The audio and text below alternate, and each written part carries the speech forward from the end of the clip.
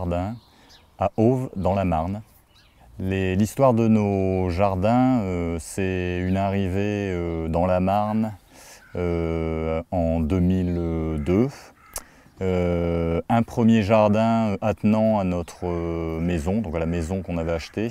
Donc le premier travail a consisté à façonner ce jardin et donc à le transformer en jardin d'agrément, suivi d'un potager et d'un fruitier planté.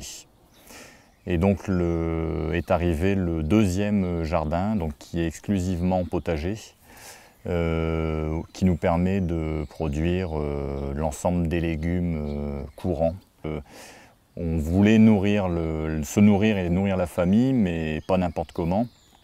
Et donc le choix s'est vite porté vers des pratiques de jardinage respectueuses de l'environnement.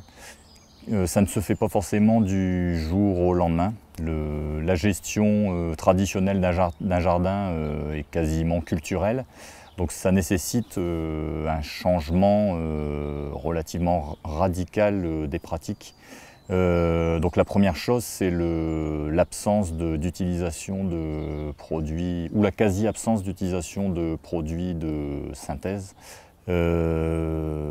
Donc ces produits sont substitués par l'utilisation de produits naturels, de purins, de décoctions, de macération à base de plantes. Dans le jardin productif, l'homme récupère, mais l'homme restitue aussi à la nature. On apporte des composts, donc des matières compostées qui viennent donc des déchets de cuisine, des tontes de gazon, du broyage des branches. L'or noir du jardinier écologique, c'est le compost. En faisant de cette manière, on recrée également un certain nombre de cycles et on nourrit le sol, on le rend vivant et on lui permet de nourrir à son tour la plante, que ce soit au jardin d'agrément ou au potager. Alors pour que ce sol devienne vivant, la première pratique à aborder est le non-retournement du sol.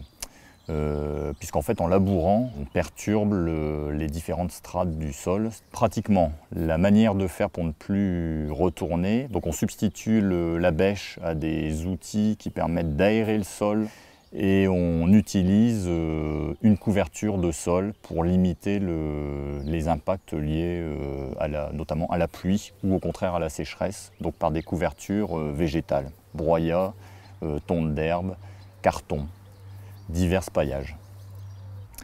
Donc l'objectif du jardinier, c'est de recréer, dans une moindre mesure, puisqu'on est bien sur des écosystèmes artificiels, mais de recréer ces équilibres naturels et donc de favoriser, tant que faire se peut, les auxiliaires qui vont permettre de canaliser et non pas d'éradiquer. Donc on n'est plus dans une logique d'éradication, de zéro défaut, mais bien d'équilibre où chaque réseau en fait, des chaînes alimentaires qui vont se constituer vont dépendre des autres et vont aussi permettre de réguler les autres réseaux.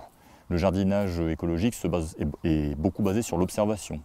C'est-à-dire qu'il y a beaucoup d'heures passées à l'observation des légumes, des fruits, pour détecter telle maladie ou tel ravageur qui va s'installer. Donc l'observation et la patience, le fait d'attendre aussi. Donc attendre que la nature fasse son œuvre avant d'intervenir. Mon autre passion, c'est les sciences naturalistes. Et donc en ayant un jardin écologique, je mets en pratique un peu la théorie en matière de sciences écologiques et je peux appliquer sur le terrain et faire mes inventaires naturalistes dans le jardin, à observer la faune et la flore qui se développent. Donc ce qui est propre au jardinage, c'est aussi la notion d'échange entre les jardiniers, l'échange de pratiques, l'échange de culture, l'échange de produits in fine, ou le don de produits issus du jardin. Donc ça, c'est aussi une fierté du jardinier.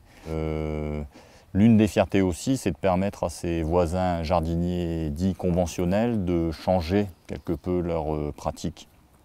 Mais ça nécessite une certaine éducation et du temps.